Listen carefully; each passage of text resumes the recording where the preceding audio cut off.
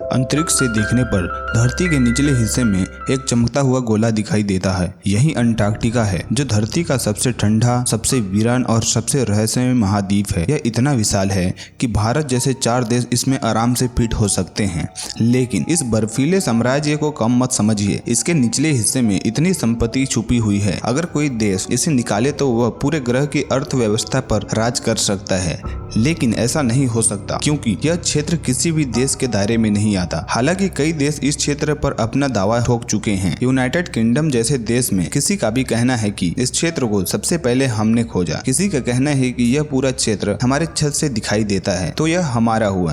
किसी का कहना है कि मेरे पिताजी पहले यहाँ बकरी चराने आते थे, तो यह क्षेत्र मेरा हुआ। हालांकि इन सभी दावों को अंटार्कटिका ट्रीटी के तहत इसी बर्फ में फ्रीज कर दिया गया। अंटार्कटिका ट्रीटी क्या है, इसे आगे जानेंगे। सन 1973 में मशहूर खोजकर्ता कैप्टन जेम्स कुक ने अपने जहाज के दक्षिण महासागर में पहुंचे। उन्होंने बर्फीले लहरों को और घने कोहरे के बीच जहाज को आगे बढ़ाया और पहली बार अंटार्कटिका के सर्कल में पार किया।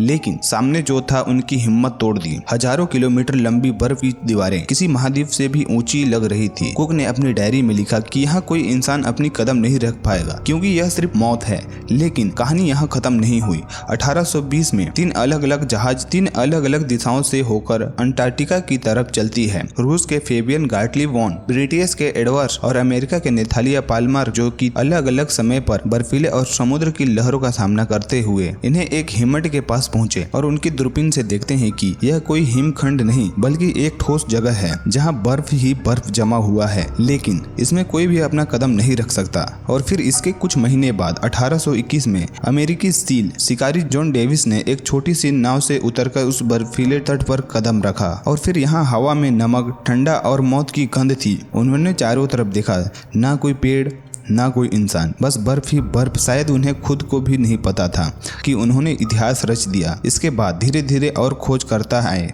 लेकिन अंटार्कटिका हर किसी की परीक्षा लेता है। तूफान, ठंड और बर्फ के नीचे छुपे हुए रहस्य यहाँ अपना किसी खतरे से कम नहीं था। और आज 200 साल बीतने के बाद अंटार्कटिका के कई हिस्से ऐसे हैं जहाँ पर इंसानी कदम भी नहीं पड़े हैं। शायद इसलिए क्योंकि यहाँ कुछ ऐसा है जो यहाँ की बर्फ उसे छुपा कर रखनी चाहती है। तो चलिए आज के इस वीडियो में हम जानेंगे कि जो भी इस टापू को